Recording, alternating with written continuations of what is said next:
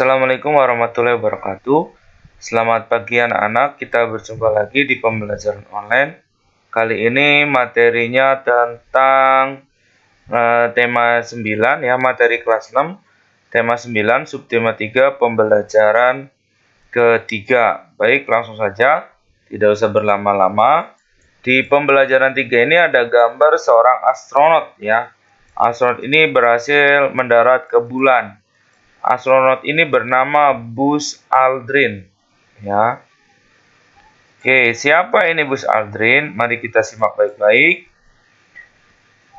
Nama yang lengkapnya Edwin Eugene Aldrin atau lebih sering dipanggil Buzz Aldrin. Lahir di Amerika Serikat 20 Januari 1930. Ia hanyalah seorang mekanik awalnya yang pandai memperbaiki mesin. Tapi sekarang ia dikenal sebagai seorang yang mampu merancang dan memperbaiki mesin, dapat menerbangkan pesawat, dan pernah menginjakkan kakinya di bulan. Bersama dua rekannya, Neil Armstrong dan Michael Collins. Bertiga ini menjelajah angkasa luar. Pada tanggal 20 Juli 1969, Buzz dan Neil menginjakkan kakinya di bulan. Sementara rekan lainnya, Michael, tetap berada di orbit. Sebelum ia menjadi astronot, Buzz juga merupakan seorang tentara Angkatan Udara Amerika Serikat. Buzz mendapatkan gelar doktor dari Institut Teknologi Massachusetts. Ia pun terpilih NASA dan menjadi astronot di kelompok terbang yang ketiga. Oke, dari bacaan di atas, bagaimana cara para astronot menuju ke bulan dari bumi? Menggunakan apa? Pesawat luar angkasa. Astronot ya, pakainya astronot. Pakai astronot. Orangnya namanya astronot, pakai roket gitu biasanya. Pakai roket. Kemudian sikap dan nilai seperti apa yang dimiliki Buzz hingga besar satu orang yang mendarat di bulan. Kerja keras ya, ulet. Kita lewatin saja. Sekarang pendaratan manusia pertama di bulan menandakan manusia bahwa kemajuan teknologi sudah sedemikian pesatnya. Itu tahun 60-an ya. Sekarang udah tahun 2020, 2021, itu lebih pesat lagi. Jadi teknologi transportasi itu sangat pesat. Karena itu banyak kereta, banyak pesawat, bahkan ada kereta cepat. Di Indonesia juga lagi dibangun kereta cepat Jakarta-Bandung. Itu sebuah kemajuan dalam bidang teknologi. Ya. Ini saya baca teksnya, modernisasi teknologi transportasi. Transportasi masa kini telah menunjukkan kemajuan yang pesat baik transportasi darat, air, dan udara. Sarana prasarana transportasi makin lengkap dan baik. Sarana transportasi berupa alat angkutan, sepeda motor, mobil, kereta api, kapal, dan pesawat terbang.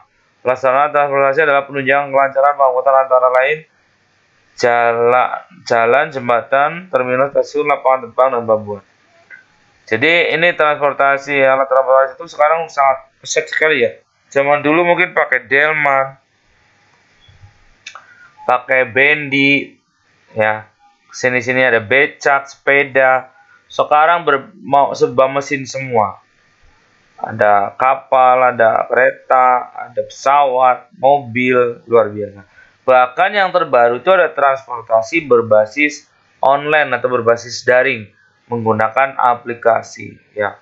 Ada yang disebut ada Gojek, ada Grab itu ya. Dua tuh. Oke. Tapi transportasi itu harus juga ditunjang oleh prasarana. Ada sarana, ada prasarana. Sarana itu alatnya, prasarana itu fasilitas penunjang. Jadi kalau sarananya itu kayak mobil kayak gitu. Kemudian kalau prasarana contohnya ya jalan, jembatan, stasiun, pelabuhan. Oke, kita lanjut. Transportasi atau angkutan pada masa lalu hanya menggunakan tenaga manusia, ya, dipikul, digendong, atau dorong. Menggunakan tenaga hewan, kuda, keladi, gajah, ya tadi ada dokar, ya, kereta kuda. Oke. Kemudian nih darat juga tuh menggunakan tenaga manusia seperti sepeda, becak, gerobak dorong, ya. Ini kan pakai tenaga manusia semua nih. Sepeda ngowes, becak ngowes, gerobak dorong, ya tangan kita ngedorong. Kemudian dari sini berkembang menjadi tenaga hewan, ya, delman. Kesininya lebih pesat lagi, ya, nggak ada delman. Kemudian di laut juga menggunakan tenaga angin, tenaga alam nih di laut, ya, menggunakan perahu layar. Jadi berlayar pakai perahu layar dulu.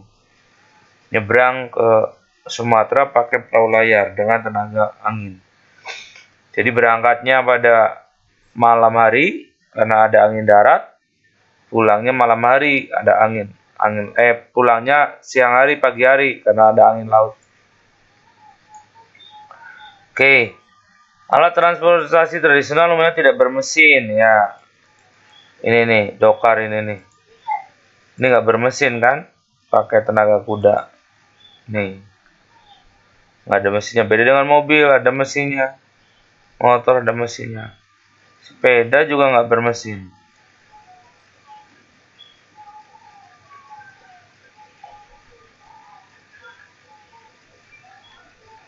Oke. Alat transportasi tradisional umumnya tidak bermesin. Contohnya sepeda, becak, cikar, dan gerobak. Dapat digunakan sebagai alat angkutan barang dan penumpang. Sedangkan gerobak digunakan untuk alat angkutan barang.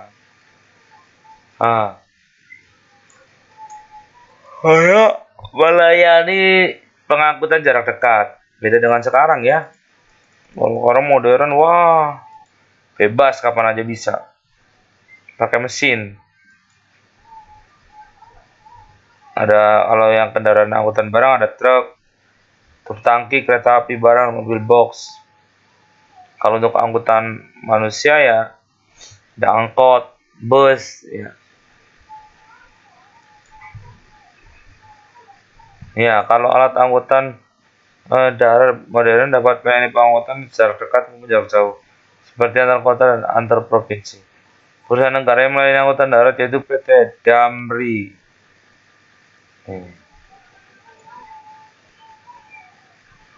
PT Damri singkatan D-nya Jawatan Angkutan Motor Republik Indonesia. Itu PT Damri.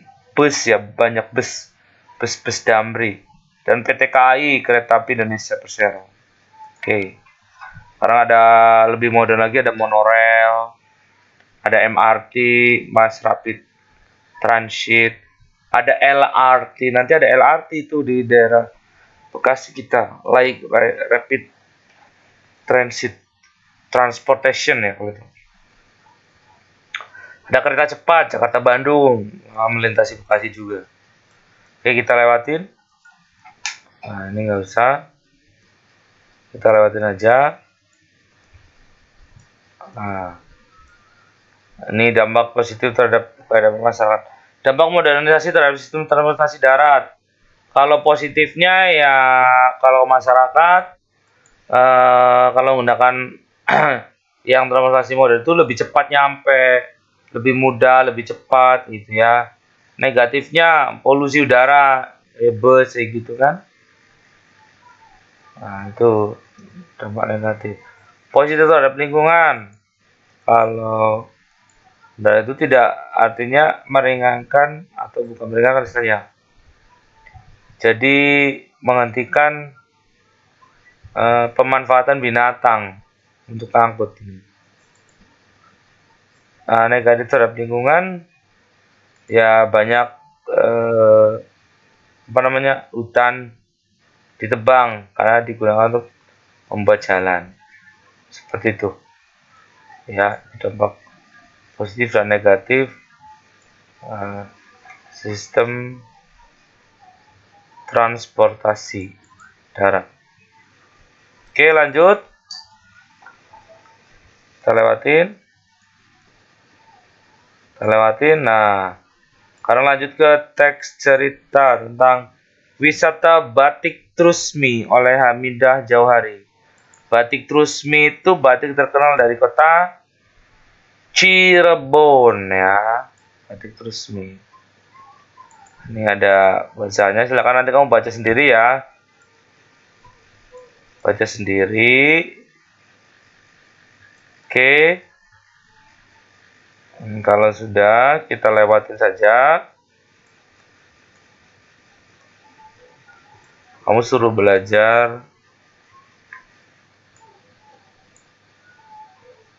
Ini. Isi cerita fiksi.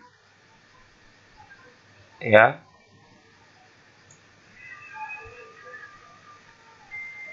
Kemarin udah diajarin kan? Pintas. Yang awal mana, tengahnya mana, ejabana. Ya. Diisi di diagram ini. Judulnya, pengarangnya, awalnya ngapain, tengah ngapain, akhir ngapain. Ini udah pernah deh. Ini lewatin aja. Lewatin saja. Kemudian ini ada teks lagi. Batik Trusmi ya. Di Cirebon.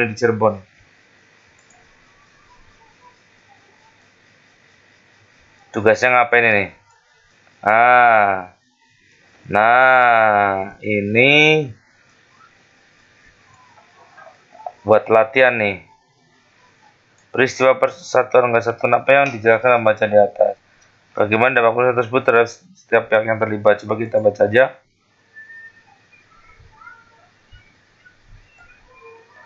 Berbagai peristiwa persatuan kesatuan jadi sekitar kita dengan atau tanpa kita sadari.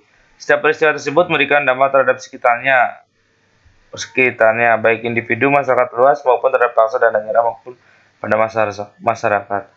Salah satu dampak peristiwa persatuan kesatuan terhadap diri sendiri adalah munculnya sikap tenggang rasa dan rasa senasib sepenanggungan. Ketiga, berbagai pihak bersepakat untuk menyatukan tujuan bersama. Bentar.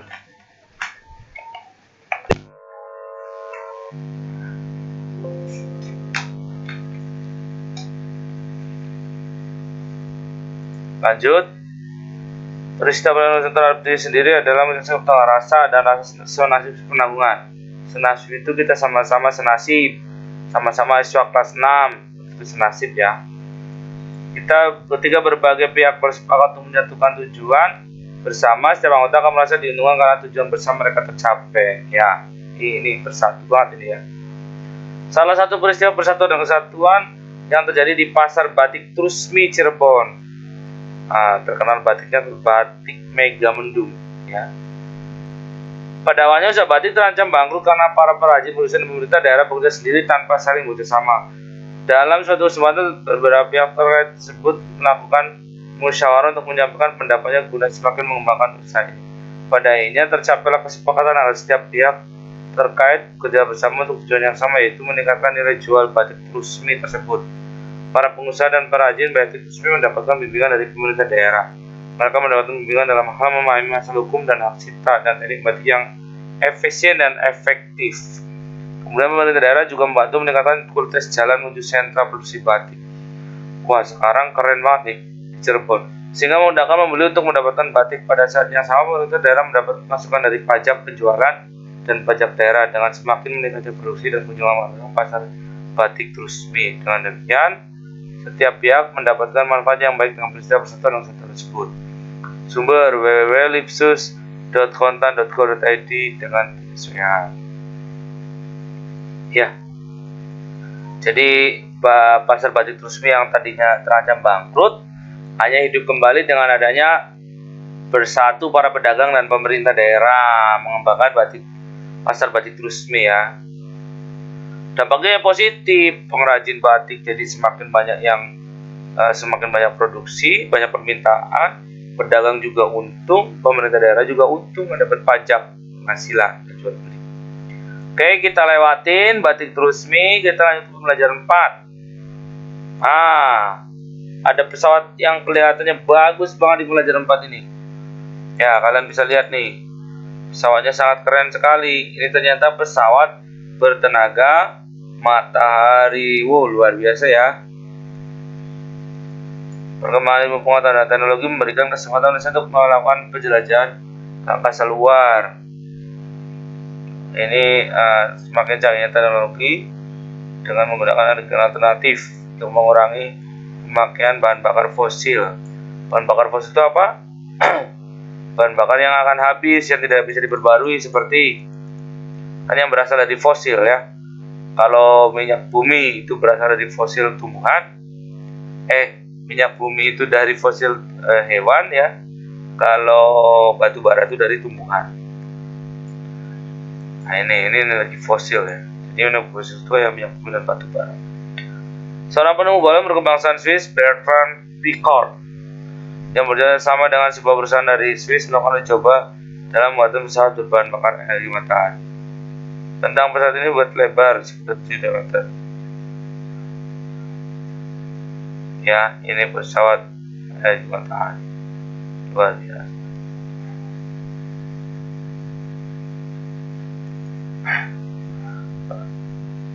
Ini pesawat ini digunakan untuk melakukan misi keliling dunia secara bertahap. Pada bulan April 2016 tiba di California, Amerika Serikat. Pada tahun 9 di seluruh perjalanan yang disediakan mulainya bulan Maret 2015. Oh mantap nih. Karena ada mobil listrik ya, kereta listrik.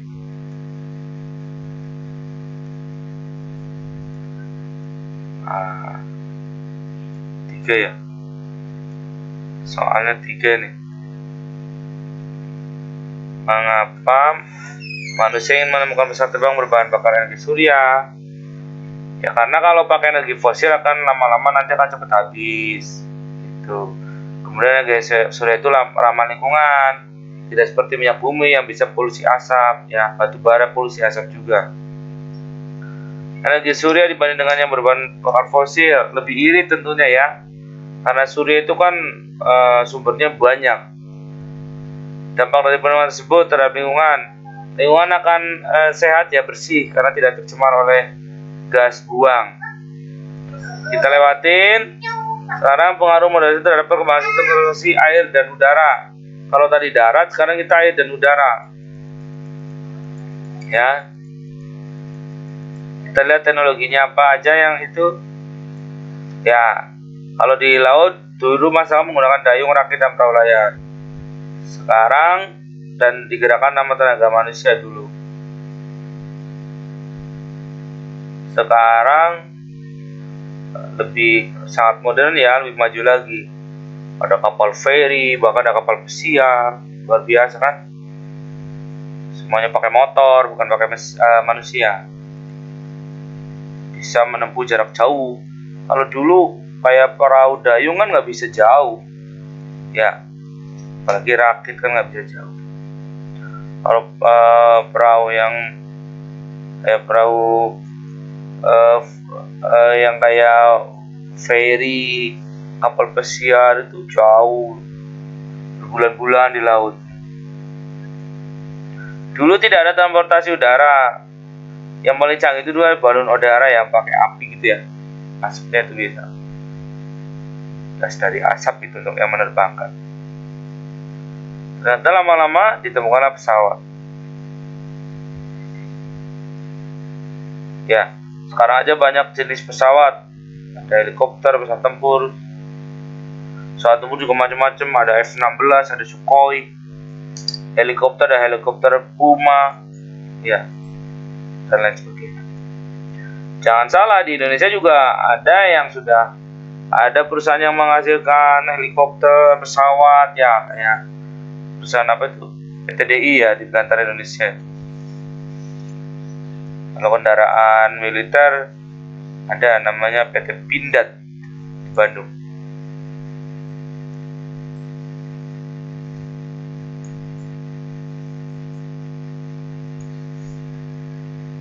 Oke. Mana tadi? Oke. Masih nih.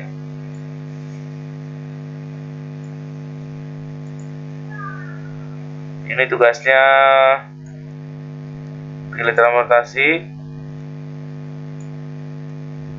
Nggak usah, lewatin aja. Ini dikerjakan nih. Dampak positif terhadap kehidupan masyarakat di halaman ini nih. Kalau tadi transportasi darat, sekarang transportasi air atau udara. Ya. Nah, kalau ini buat tugas nih 175 ya. Kan udah bisa tadi contohin. Simpulannya nggak usah, nggak apa-apa. Sepeda ontel warisan kakek, ini dibaca ya. Oke, Pak Guru nggak akan baca, kamu baca sendiri. Banyak paragrafnya, tugasnya. Ini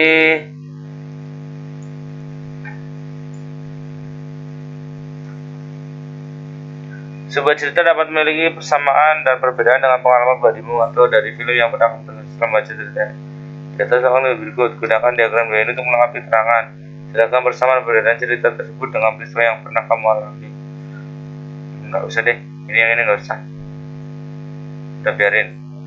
Karena pandemi jadi. Ini biarin, nggak usah. Apa-apa. Ini ada lagi teks. Sepeda ontel banjiri kota Bandung. Sepeda klasik ya, ini sepeda lama ya. Ini boleh dibaca juga, silakan dibaca teksnya. Oke. Buat menambah kemampuan dalam baca, silakan teks tersebut dibaca. Tugasnya itu dulu ya, yang tadi halaman 175. Terus sebelum ada tugas dari yang lainnya nanti. Oke, Pak Guru akhirin untuk pembelajaran 3 dan 4 ini. Kurang lebihnya mohon maaf. Kita bertemu di pembelajaran 5 dan 6. Terima kasih. Assalamualaikum warahmatullahi wabarakatuh.